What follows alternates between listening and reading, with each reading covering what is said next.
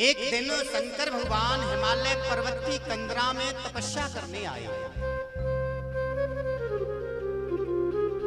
तो हिमालय को मालूम पड़ा कि भोलेनाथ हमारे यहाँ तपस्या करने आए हैं। तो हिमालय राज अपनी बेटी पार्वती को लेकर भोले बाबा के पास पहुंच गए। भोले बाबा को प्रणाम किया। भोले बाबा ने कहा कि हे हिमालय राज, हम कुछ समय तक यहाँ तपस्या करना चाहते हैं और हम आपको ऐसी आज्ञा देते हैं कि यहाँ पर कोई भी ना आए। हिमालय कहने लगे कि भगवान ठीक है, कोई नहीं आएगा, लेकिन मेरी बेटी पार्वती आपके पास नित्य आया करेगी। भोले बाबा ने कहा हिमालय राज, ऐसा नहीं चलेगा। अगर आपकी बेटी आएगी तो हम भजन कैसे कर पाएंगे। पार्वती माता ने आंखों ही आंखों में भोले बाबा की तरफ इशारा किया। स्वामी, मुझे पहचाना नहीं? मैं कौन हूँ? मैं आपकी सती ही तो हूँ। मैं जगदम्बा हूँ, मैं अंबिका हूँ। और स्वामी, मेरे रहने से तुम्हारी तपस्या पर कोई फर्क नहीं पड़ेगा। पार्वती माता को भोले बाबा की शरण में छोड़कर हिमालय राज चले गए। भोले बाबा ध्यान में बैठ गए।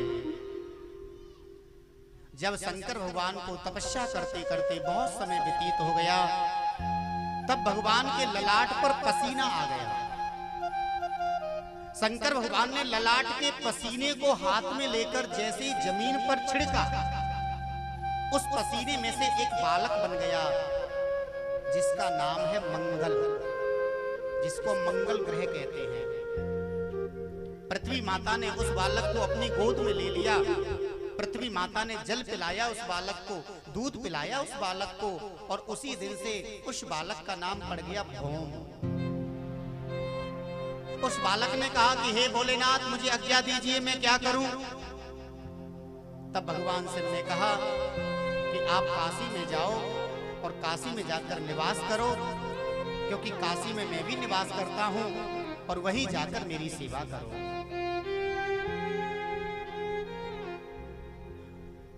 श्री सूत जी बोले कि हे सोनकादि ऋषियों, धीरे धीरे समय निकल गया।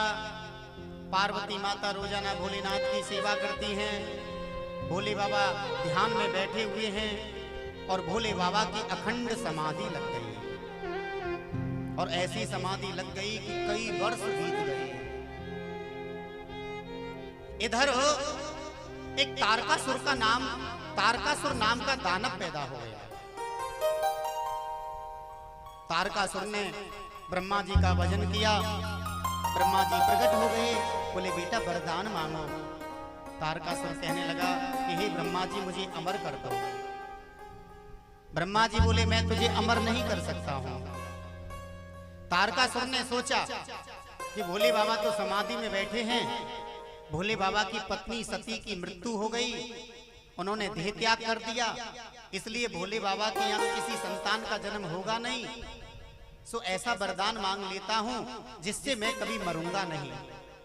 और तारकासुर ब्रह्मा से बोला कि हे ब्रह्मा जी, मेरी मृत्यु केवल शिव पुत्र के हाथों से हो, और मुझे इस संसार में कोई मार ना पाए।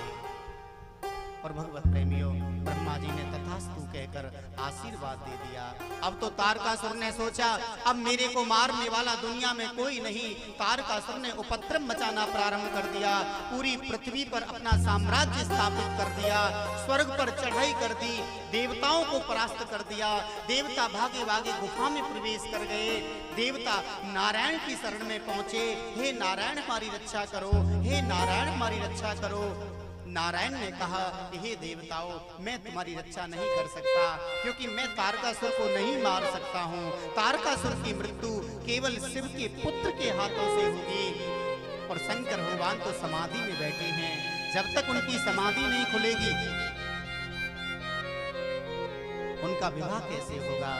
और जब तक विवाह नहीं होगा, बेटे का जन्म कहां से होगा। इसलिए सभी भोलेनाथ की शरण में चलिए।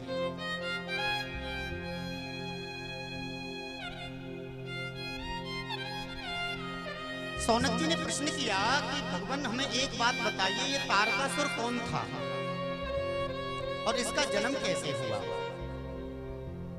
श्री सूत जी महाराज बोले कि हे ऋषियों, ब्रह्मा जी के पुत्र हुए कश्यप। कश्यप की कई पत्नियां हैं, उनमें एक पत्नी का नाम है दिति। दिति के गर्भ से दो राक्षसों का जन्म हुआ, हिरण्याक्ष और हिरण्याकश्यपु। जब भगवान नरसिंह ने हिरण्याकश्यपु और 12 भगवान ने हिरण्याक्ष का वध कर दिया, तब दिति ने कश्यप जी से याचना करके पुनः गर्भ धारण किया। किंतु इस बार इंद्र ने उस गर्भ को नष्ट कर दिया। उस गर्भ के 49 टुकड़े हो गए, जिनको हम मरुदगढ़ कहते हैं। और भगवत प्रेमियों, दिति ने देखा कि मेरे पुत्र को इंद्र ने समाप्त कर दिया। तब दिति ने कश्यप जी से कहा कि हे स्वामी, मुझे तो एक पुत्र चाहिए जो देवताओं को परास्त कर दे। तब कश्यप मुनि ने कहा कि देवी, तुम ब्रह्मा के 1000 वर्ष तक कठोर तप करो। ध्यान देना, ब्रह्मा के 1000 वर्ष तक। अब ब्रह्मा का 1000 वर्ष कितना बड़ा होता है? देखिए भगवत प्रेमियों, 4,32,000 वर्ष का कलयुग होता है, 8,64,000 वर्ष का द्वापर युग होता है, 12,96,000 वर्ष का त्रेता युग होता है और 17,28,000 वर्ष का सतयुग होता है। जब ये चारों युग 71 बार निकल जाते हैं, तब एक मनवंतर होता है। कितनी बार? 71 बार, तब एक मनवंतर होता है। और जब ऐसे 14 मनवंतर निकल जाते हैं, तब एक कल्प होता है। और भगवत प्रेमियों, एक कल्प ही ब्रह्मा जी का एक दिन होता है। कितना बड़ा ब्रह्मा जी का एक दिन है। और कश्यप मुनि दिति से कह रहे हैं कि देवी, तुम ब्रह्मा जी के 1000 वर्ष तक तप करो। तो दिति ने कितने वर्ष तक तप किया होगा?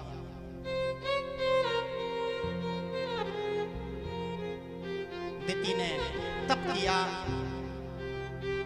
और तप करने के प्रभाव से एक पुत्र को जन्म दिया, जिसका नाम रखा वज्रांग।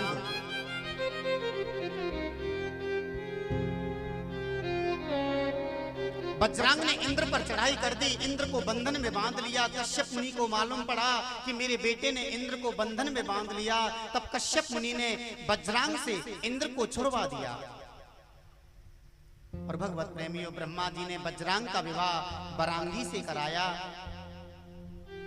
जो वज्रांग था वो सात्विक भाव से रहने वाला था, परमात्मा का चिंतन किया करता था। और जो वरांगी थी वो अपने पति की सेवा किया करती थी। वरांगी पति की सेवा के अलावा किसी भी पुण्य को बड़ा नहीं मानती थी। वो ना तो किसी देवता की पूजा करती थी, ना कोई ध्यान करती थी, ना आराधना करती थी, ना कोई भक्ति करती थी। बस केवल अपने पति की सेवा किया करती थी।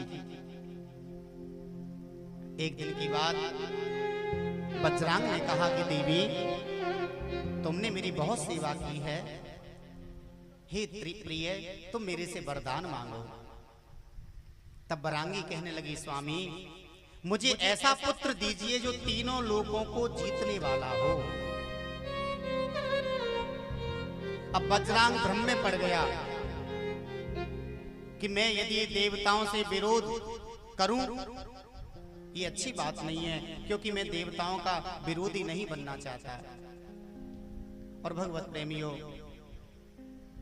लेकिन मेरी पत्नी ने मेरे से वरदान मांगा है और मैंने खुद इससे वरदान मंगवाया है, मुझे वरदान तो देना पड़ेगा। वज्रांग ने अपनी पत्नी को वरदान दिया कि देवी, तुम्हारे गर्भ से जिस पुत्र का जन्म होगा, वह पुत्र तीनों लोकों का स्वामी बनेगा। और भगवत प्रेमियों, धीरे धीरे समय निकला, समय बीतने पर बरांगी ने एक विशालकाय महाबलवान पुत्र को जन्म दिया। प्रजापति कश्यप ने विचार करके उसका नाम तारक रख दिया। इसी को कहते हैं तारकासुर। और इसी तारकासुर ने 100 वर्ष तक तपस्या की। बाद में पैर की अंगूठी पर खड़े होकर 100 वर्ष तक तपस्या की। 100 वर्ष तक जल पीकर तपस्या की। 100 वर्ष तक वायु पीकर तपस्या की। 100 वर्ष तक जल में खड़े रहकर तपस्या की।